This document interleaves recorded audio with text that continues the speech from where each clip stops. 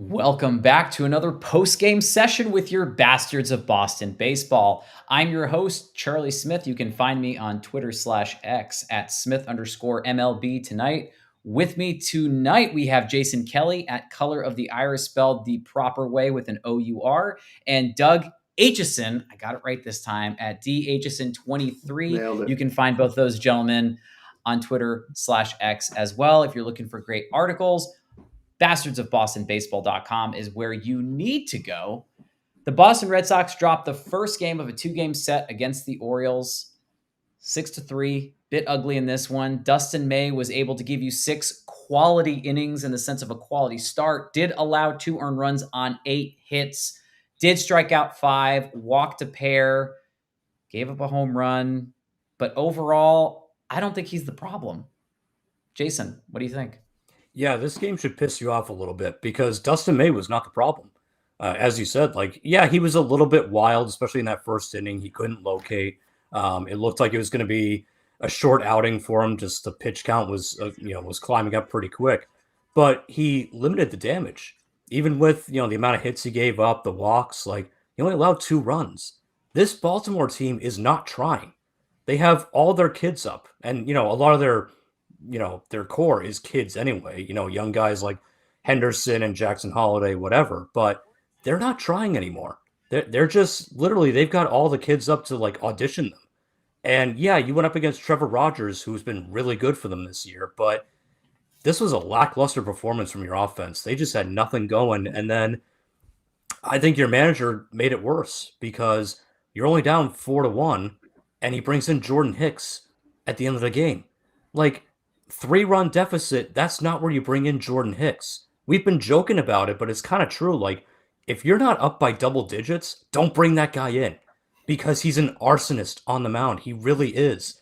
And he made it worse. So he kind of put the game out of reach. And I think by that point, the team was already kind of just down in the dumps and, wasn't feeling it. So there was no rally. And there you go. So the offense should be pissed off at the offense, and you should be pissed off at Cora because he could have kept that game a lot closer at the end, and he didn't. Definitely. And I mean, it goes back to even yesterday, everyone was kind of blaming the bullpen, and deservingly so, but they still only scored 2 runs yesterday. Or 3 runs yesterday. So it's just, they're just not getting runs across. We had 6 hits tonight. They had 12. They doubled us up. And, May looked okay. He didn't look terrible, but it was like Walker's last start. It was like he looked good, but he wasn't good enough. And, he still got knocked around for 8 hits, but, he struck out 5, only letting up the 2 runs. He had some intensity on the mound.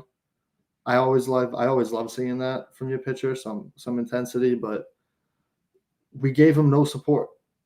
And you can't expect any pitcher, even Crochet, to just throw shutouts. So, right, May wasn't the problem tonight. The problem was, first of all, I hated the lineup tonight. I don't know what that lineup even was. I know it was against lefties, but still having Duran in the 6th spot, I just didn't like that lineup tonight, and I think it showed. I think you were right, Jason, when you were saying some managerial issues tonight. I didn't like the lineup. They just seemed to have no urgency tonight when they were at the plate. For me, there's a couple things to take away. One, thank God the relievers didn't strike you out 14 times because God forbid, if you strike out 14 times against this core of relievers, we've got even bigger issues than I'd like to admit.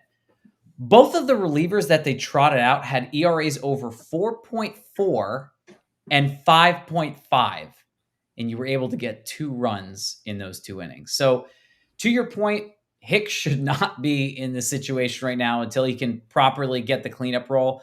At this point, or mop-up roll, I honestly think that Hicks is good for 1 or 2 strikeouts an appearance, 1 hit batsman an appearance, and probably 1 or 2 earned runs an appearance. So if the goal is to keep the game close, why is he coming in? So my mindset was, okay, you brought in this guy Moran, who's got minutes of experience, and he didn't do great. He's had, he didn't play last year, played for the Twins before that, and he just was struggling to control it. You saw the two-seam action as a lefty. You see it go left, right, then sink out to the left, and it was a nice pitch. The problem was he couldn't locate. He walked a couple guys, he struck out 3, which is great. He was averaging almost 25 pitches an inning as a reliever. I mean, he's literally throwing whatever he can. And this is one of the problems. You have people that are trying to paint too much. The control is not there. So one thing that we were talking about, at least Terry and I were talking about it beforehand, was Dustin May. Dustin May used to throw the sweeper and the sinker 77+% of the time. He's now throwing a combined less than 50%. His sweeper is down 10% from when he was a Dodger to when he's now a member of the Red Sox. Sinkers are now down from 36% to 19%, almost half the amount. His four-seam is being thrown almost twice as much, and his cutter is being thrown 3.5 times as often. So the accuracy and the control it's obviously going a little bit better in Dustin May's direction, because he's not throwing as many sinkers. His sinkers were insane. They would have 24 to 30 inches of movement. I mean, it would look like it was going to hit a batter and then go way out, up and away. If I'm a left-handed hitter, I'm hoping he gives me that pitch inside, and I'm hoping that I can make contact. But he's not throwing that anymore. You can't blame Dustin May for this game. We talked about it briefly. He gave you 6 innings. This was someone who was consistently not able to give you even 4 as a member of the Dodgers. He was getting absolutely shelled. His last performance, 8 strikeouts, 6 innings, 5 hits, no runs, 1 walk. I was content. I'm like, this is the guy. He can get you 6. Can he get you 7? Maybe. Is he going to be expected to get you 7? No. But man, oh man, it's really disappointing when you put up Giovanni Moran and Jordan Hicks to try to save or salvage your game in the sense of not allowing extra runs. Because if you're going to try to say, oh yeah, we're going to be competitive, 3 innings, 4 runs on 4 hits, 2 walks, 5 strikeouts, a hit batsman, and a blown opportunity. Because if those guys aren't in it, you win this game. I'd love to assume, what if Whitlock wasn't, unavailable? Or why didn't Chapman pitch yesterday? And truth be told, we should have won one of the last 2 games. Ideally, I think we should have won yesterday. I thought yesterday's was pretty unforgivable. Chapman threw 3 pitches the day before. He's not available for this one. And granted, if anybody's going to say, oh, well, Hicks doesn't pitch, you don't allow those 2 runs, you still lose 4-3. You're missing the point.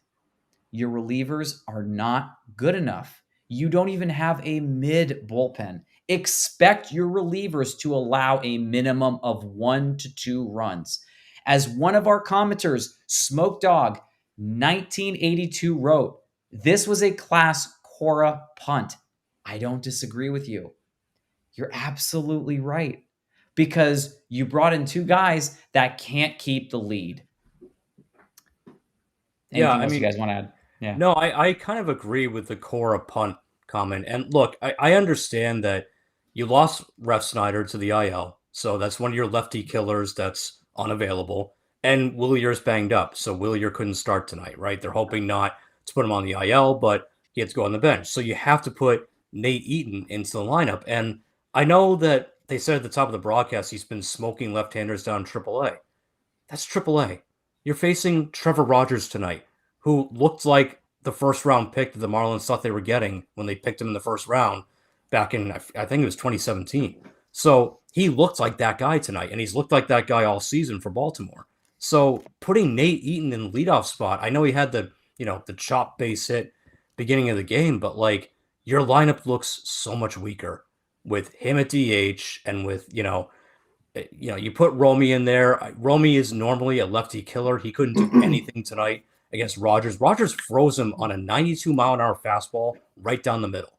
I don't know what Romy was looking for. He must have been guessing breaking ball or something, because he should have teed that up, and he just looked at it for strike 3. So the lineup was terrible. The bottom half, someone in the comments, I forget who it was. I believe it was our boy Johnny, Johnny Fontaine, said, "Can we talk about how bad Sadon has been recently?" And he has been. Sadon's been a zero for you. Like, as good as he was leading up to the All-Star break, he's been a big letdown ever since, post All-Star break. Yeah. And the bottom half of your lineup didn't do anything. Toro, Narvaez, all those guys, like nothing.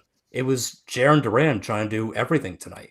Alex Bregman had a bad night too. So you can't have games like that. And this is a game of second guesses because, Charlie, as you brought up, the bullpen really failed them tonight. Dustin May didn't fail them, the bullpen did.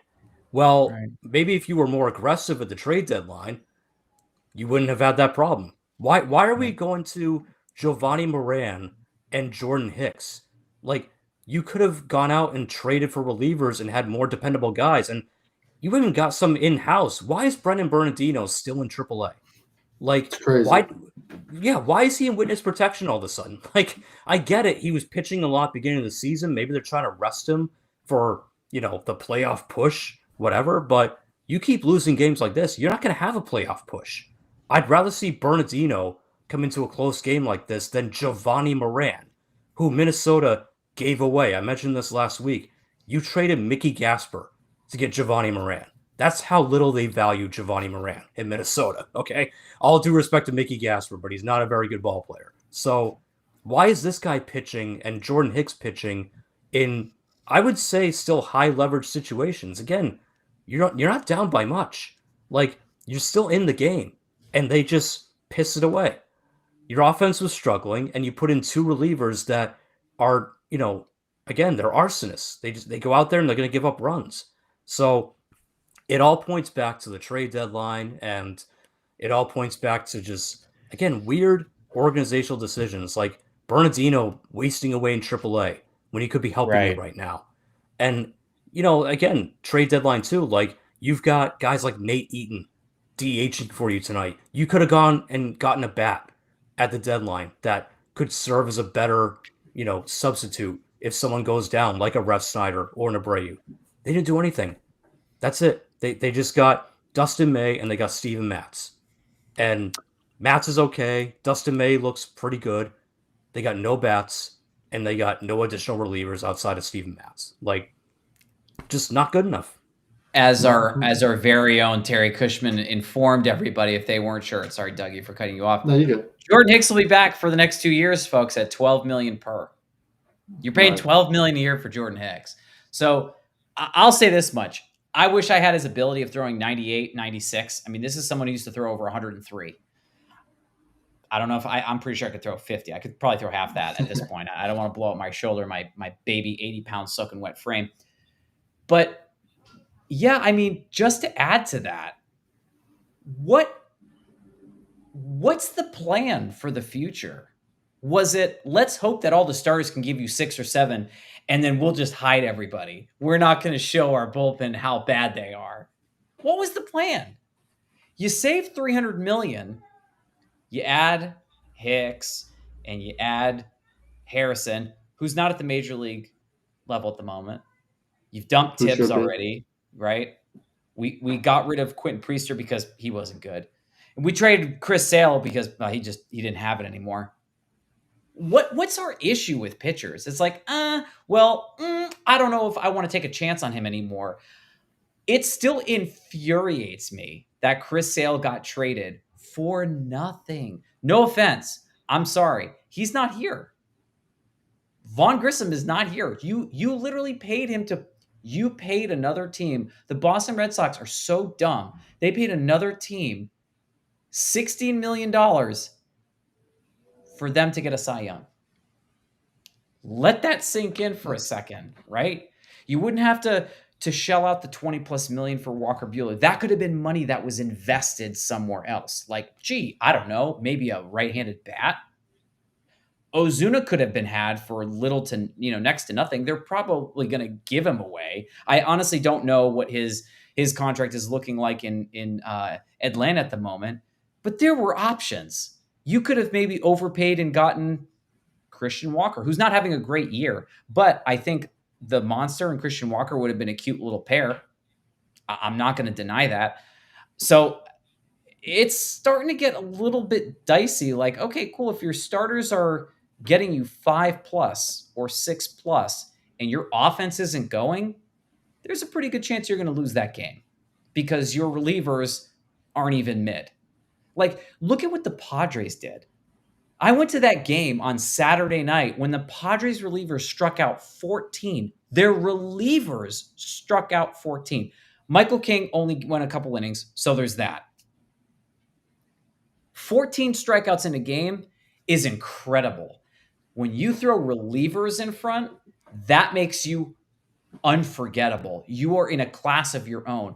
All of the relievers that they were coming in, it's like, oh, look at that. 1.93, 1.55, 0.98. Like all these ERAs that are coming out, I'm like, cute. Even if you add all those together, that's still not as high as one of our guys. Like they went out and said, okay, cool. Who's the best team in the National League? At the time, you think, okay, maybe when the Dodgers get back to normal, that's going to be our competition. The Braves, they're not really there. The Brewers, they're peaking right now, but I don't know if they're going to be able to keep this up for another month and a half. The Padres went all in. They shelled 7 or 8 of their top prospects away to beef up their bullpen, beef up their rotation, go get bats. They're one of the only 2 teams, in my opinion, that deserved an A at the trade deadline. Our team deserved an F. No disrespect to the acquisitions that we got. I love Dustin May. I liked him in LA. I like him now. No disrespect to Steven Matz. He's been fine. He's not great, but he's okay. Again, no disrespect to him.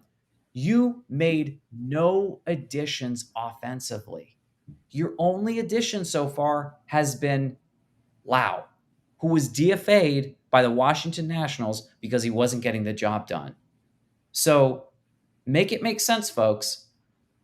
If your bullpen can't save a lead of any kind, you can't expect Chapman to throw 2 innings every day or 2 innings back-to-back days or 3 innings in three days total because we just saw it not happen. He pitched an inning. He came in for a third of an inning, 3 pitches, and then did not pitch the next day. We would have won yesterday. We didn't because of dumb analytics. Doug, I know you had something to say. Yeah, no, everything you're saying is totally correct. And the other thing is, like, we didn't do the right thing. We didn't get players in. We didn't make the right moves. And now we're not even making the right call-ups, I feel like. Right? Because I don't see how these guys should have been in the game over Bernardino. And it just doesn't make sense. Like, he's still down there just not letting up any runs. Throwing scoreless innings, scoreless innings still. And it's the same. I don't see how we bring up Eaton over Campbell when we need a right-handed bat. Like, I don't really get it. I just don't get it. Like, we're not hitting. We need a bat. We'd send down Bernardino. All he does is still get scoreless innings. We don't bring him back up. We send down Campbell. He's hitting. We don't bring him back up. Right. I don't know what we're waiting for with those two, really. And then if we're not bringing them back up after they're producing, then why did we send them down in the first place? I agree. I don't really get it. I don't really get it. And it's he can only get better against MLB pitching if he sees MLB pitching. I want to take a second to just talk about this for a second. Think about a rotation of Garrett Crochet, Chris Sale, Nate Eovaldi, Brian Bayo, and Michael Wacha. I'll say this much. Johnny F., frequent fan and friend of the pod, one of the great writers of our group as well. I don't think we can think about it, Bill Belichick, you can think about, being 7 years old, dating a 20-year-old, 24-year-old. Garrett Crochet, Chris Sale, Nate Eovaldi, Brian Bayo, Michael Wacha, that's a pipe dream. I don't think Wacha was going to stay because the Red Sox were never going to pay him. And Nate Eovaldi wasn't going to stay because we were going to pay him either. We didn't pay for Pivetta either. You could have put Pivetta in place of either one of those guys, and it wouldn't matter. Chris Sale's the only one that I think should still be there. So if I could, grab my eraser and say, okay, let's cross out Eovaldi, let's cross out Wacha. You got Crochet, you got Sale, you got Giolito, you got Bayo, and then insert your 5th starter here, whether it be Buehler or Dustin May.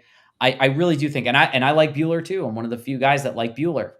That's $20+ million that again could have been invested somewhere else. So the moral of this story is we've just done a really poor job of making trades, and it's bit us really hard. You can't dump Devers and no longer have to deal with that contract. You're absorbing other contracts. It's like, okay, great. You're not paying 300 million or whatever the exact dollar amount is for Rafi Devers. You're still paying 25 million for Jordan Hicks. You're still going to be paying odd amounts for other players as well. Tibbs is, he wasn't getting crazy money, but we trade him away anyways. So after everything's said and done, is it really fair to say, like, oh yeah, it was just a salary dump? You also absorbed, a decent amount of money. And I don't, what are your opinions on Jordan Hicks? Do we think that Jordan Hicks is going to be able to re-find himself? At this point, I don't know. I don't know. And I like Jordan Hicks. Like, I'm a pretty positive person this year in relation to other years when I was really down. Like, Dougie, you weren't here for the Matt Hall era. I was angry. I was really, really unhappy in the world. Like, I woke up, Matt Hall was still on the roster. I was pissed. That's where I was in the world. So I think I've taken like a 180. I'm a lot more positive now than I was then, but it's still hard. Jason was there for those days. They were rough days. Yeah. No, I I remember your Matt Hall vendetta quite clearly. It was amusing, but it was also depressing because yeah, every time that What guy was went the on the line? mound, It was I mean, so and so's your no. It was whoever it was. Most people have a dud for the week. Matt Hall's my dud for the year. It was yes, something like that. It was something yeah, like that. we would do studs and duds, and yeah, Matt Hall was Charlie's dud for the year. Yeah, even Awful, if he just hadn't pitched awful. yet. Yeah. Yeah, exactly. He was there. But no, on Jordan Hicks, I'm the opposite of you. I have no faith in this guy. And look, it's not his fault. He's been screwed around by different organizations. I mean, he was a reliever, and then St. Louis had the brilliant idea of, you know what, we're going to turn him into a starter. We think he can be a starting pitcher. So they try to stretch him out, try to make him into a starter. They completely changed his entire approach, and they changed his entire arsenal, and it screwed him up. He never worked as a starter because he can't go that long. And then, eventually San Francisco said, okay, we'll turn you back into a reliever. But by then, he'd been so screwed up. He reminds me of Jabba Chamberlain. If you guys remember Jabba Chamberlain, how What a badly the Yankees comparison. screwed that guy up I'm gonna Yeah. clap for that. What because a he was comparison. he was an elite reliever. He actually was so annoying because he was so elite, and Yeah. he liked to throw at Kevin Youkilis's head every single time he faced him. But he was really good out of the bullpen. And then the Yankees, stupidly as they usually do, said, "You know what? We're going to make him into a starter. He can be a starter." It wrecked his entire career. He was Yeah. never the same after that. He flamed out. He's gone. He was out of baseball by like age 28, which oddly enough, that's how old Jordan Hicks is. So Hmm. I look at Jordan Hicks and I go, you got your own version of Jabba Chamberlain. That's not good. You don't want your own Jabba Chamberlain. Not this version. No way. So I think it's, you know, I don't think that he's going to figure it out.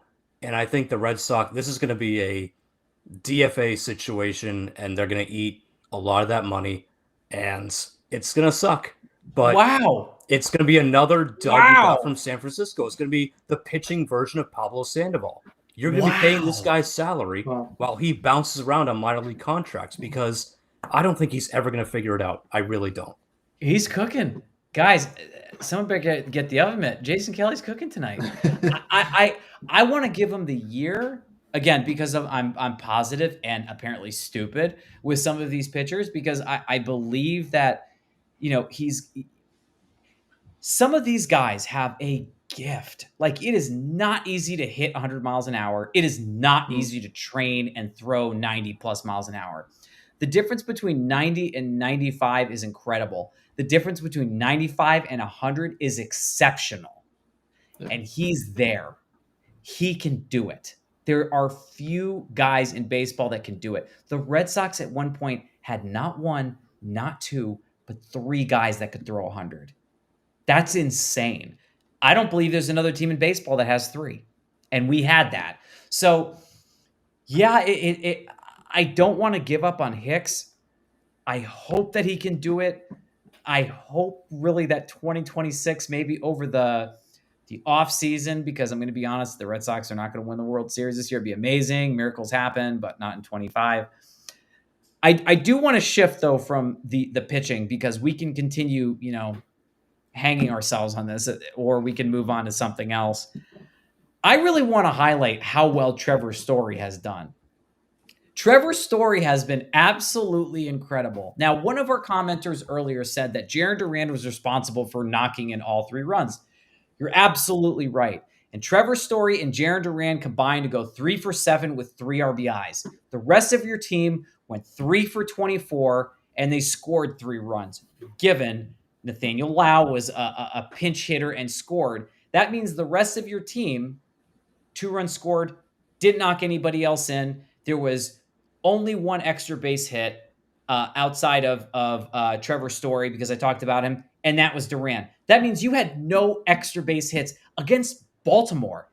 This team is now 9 games under 500. You're now 10 games over 500. There is no reason why we should be even this close in games like that. Each one of your pitchers allowed 2 earned runs. The difference is that Dustin May allowed 2 over 6 innings. Trevor Story has probably been the MVP of this season. Alex Bregman was injured. He wasn't here all year long. Trevor Story is probably going to be putting up his best campaign year after everything is said and done since 2019, when he had 35 home runs and 80 some odd RBIs. That's the Trevor Story that we were hoping to get. Truth be told, I'm not going to be angry if Trevor doesn't hit 30 home runs ever again. I don't think he's going to do it. He's not a 30 home run guy. That's not Trevor Story.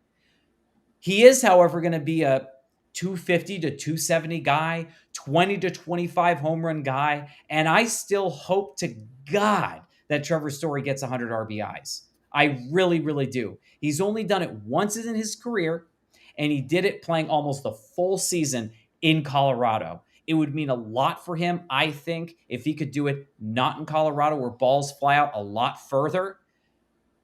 I don't know where this team would be without Trevor Story. I think we'd be playing under 500.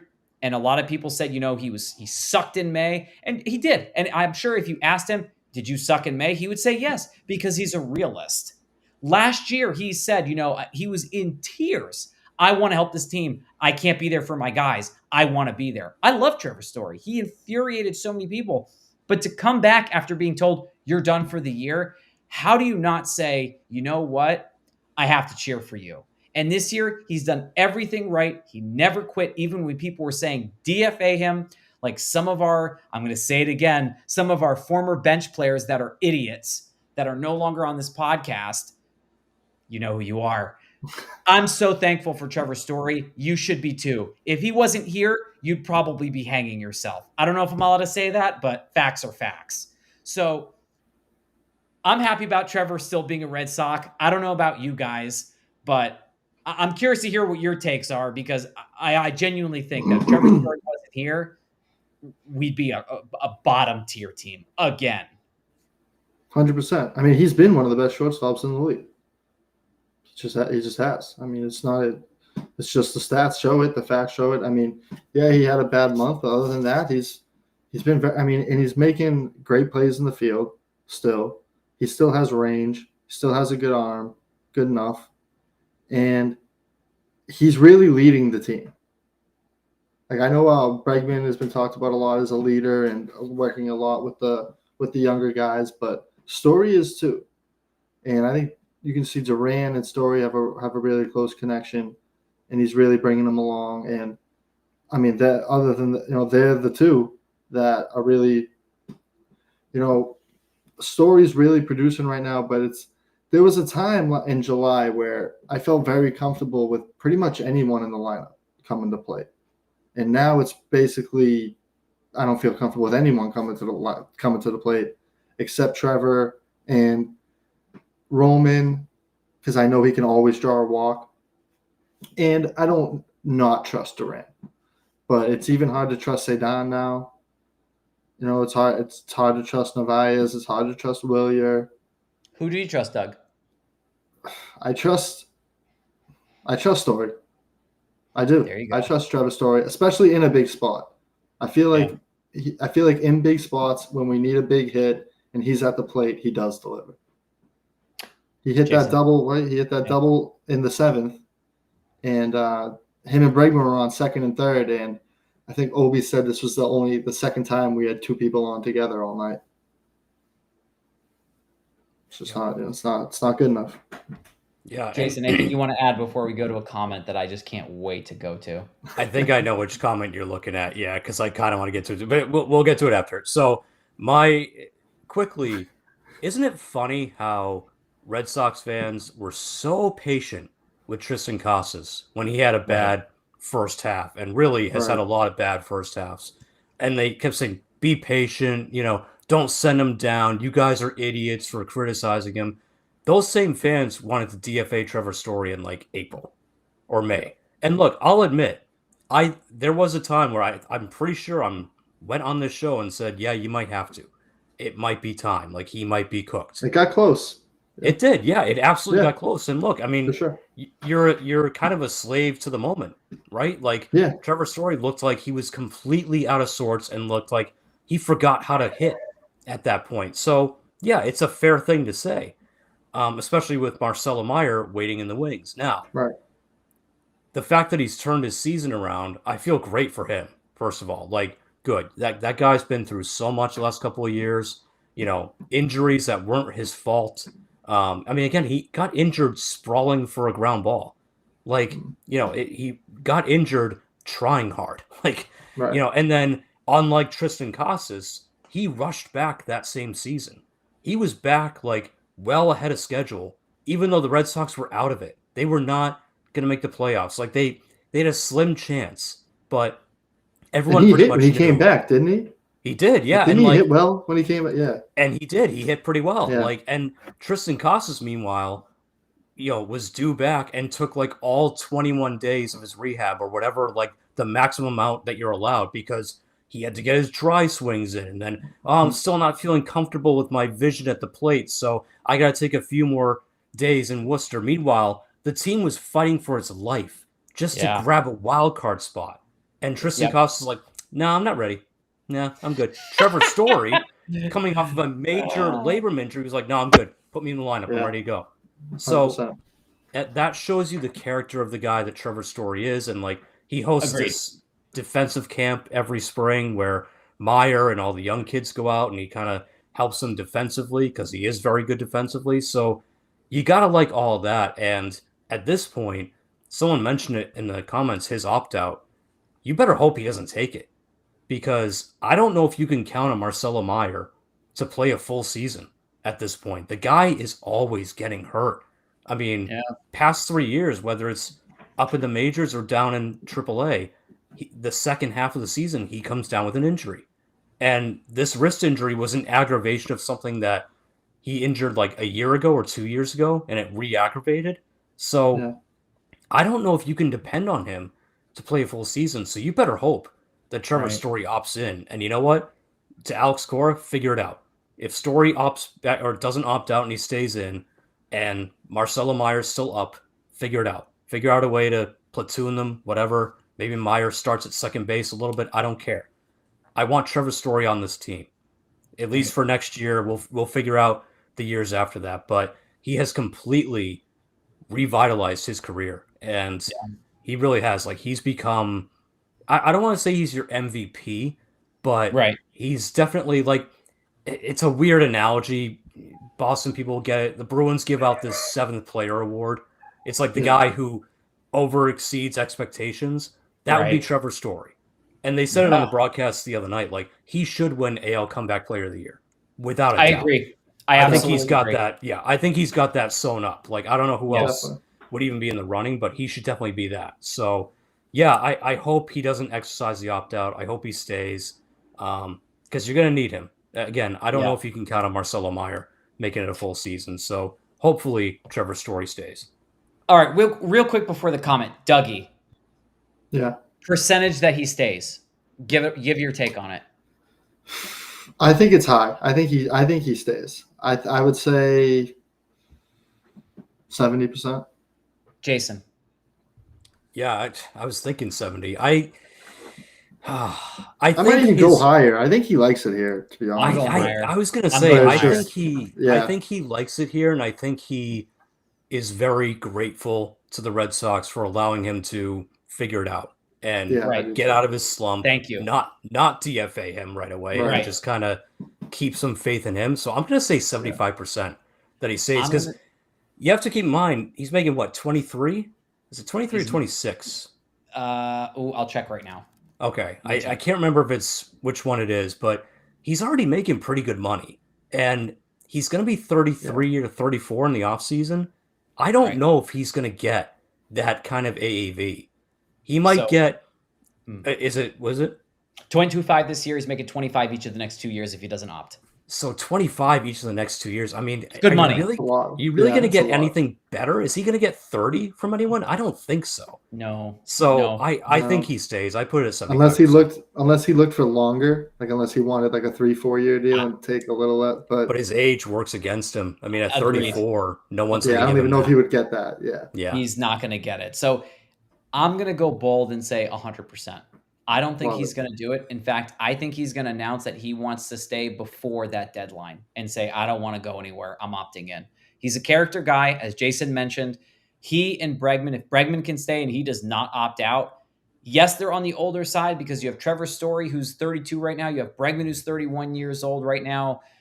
Bregman's got 40 million per, but a lot of that money, a decent amount. I'm not gonna say a lot of that money. A decent amount is deferred. He's only getting paid about 26 million. So both of them right now are getting paid 47, 48 million. Next year, it's about 50 million for those two people. But you're taking care of the hot corner, you're taking care of short, and who knows what happens in 2027. Maybe Trevor Story does move over to second base and we make room for Marcelo Meyer, who is actually healthy. Who knows?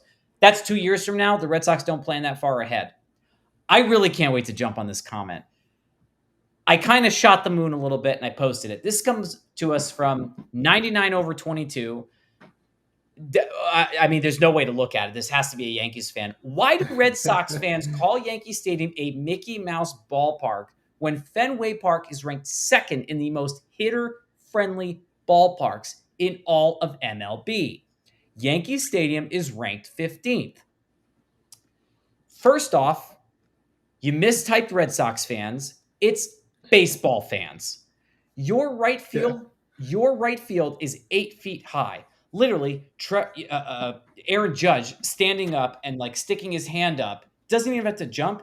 He can catch the ball and go over the rail. That's how easy it is there.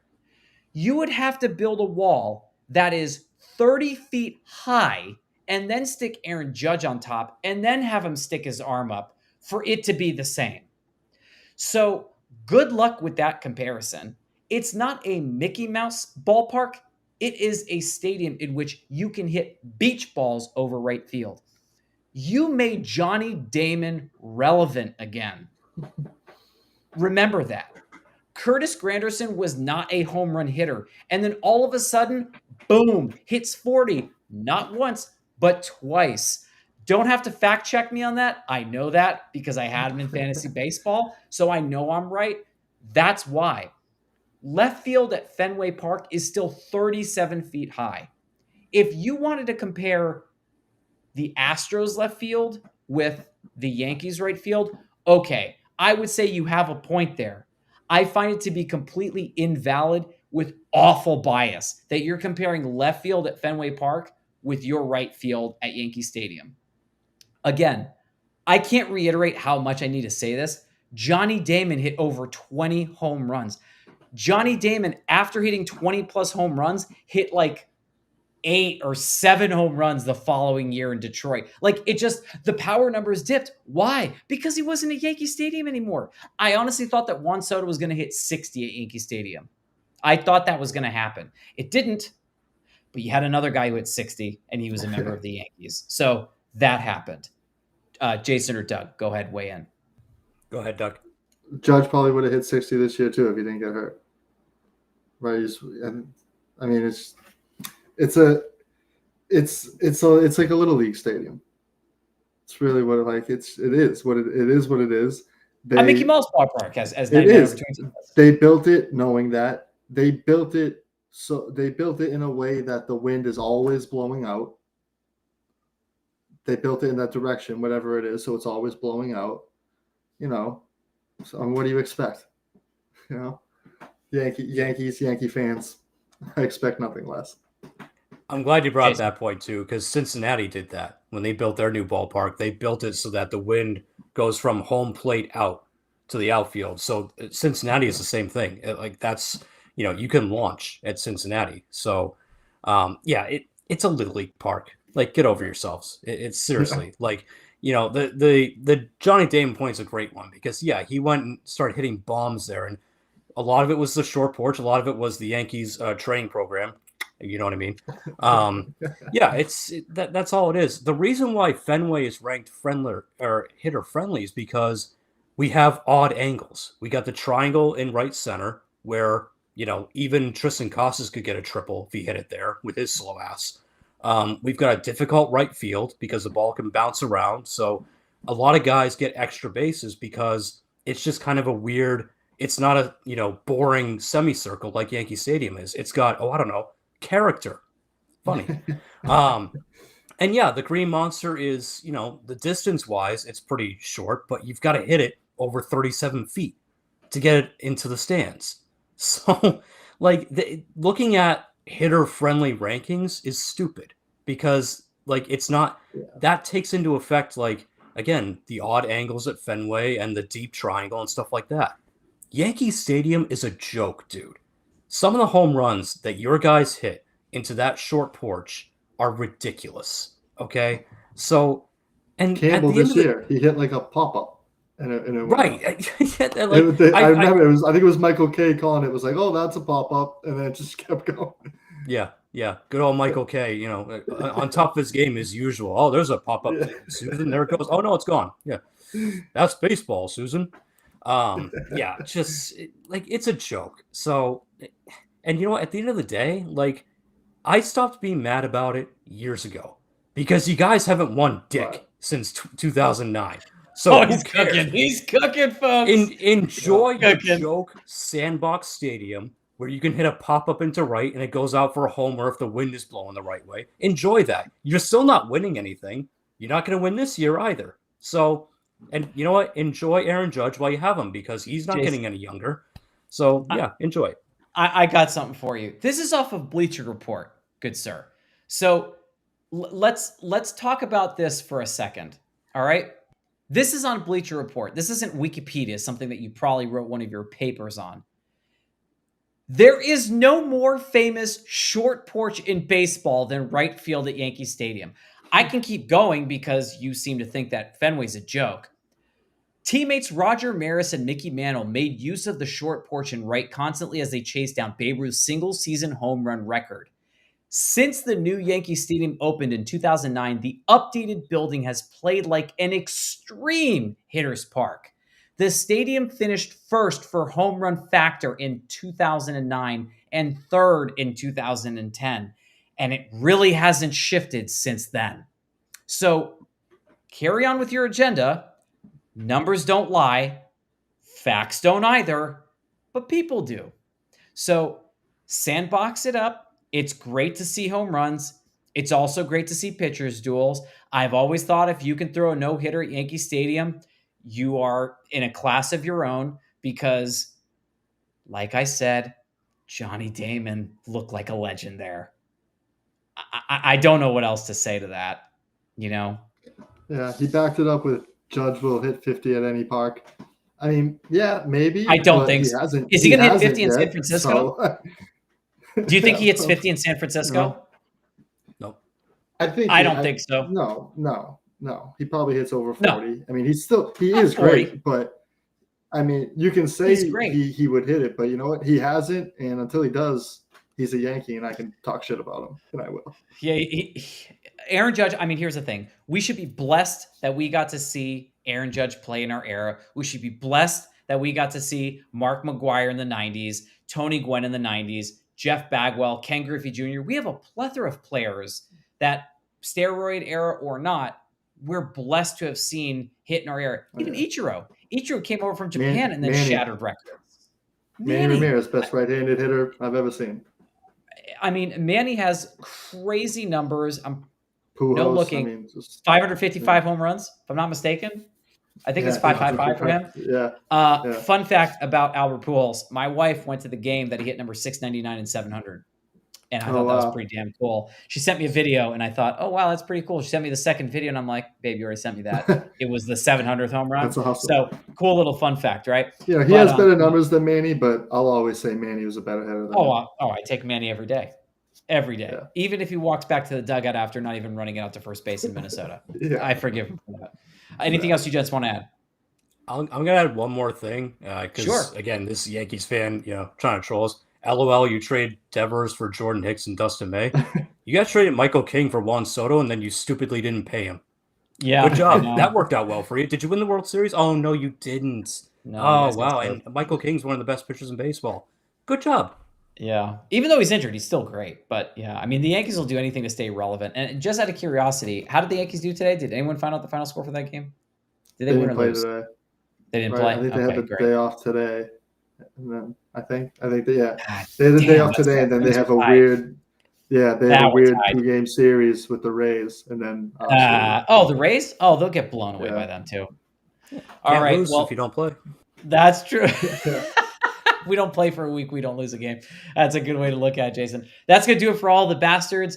Again, thank you so much for joining us, and for all those friendly folks that left us comments. We will look forward to communicating with you and chatting with you. We love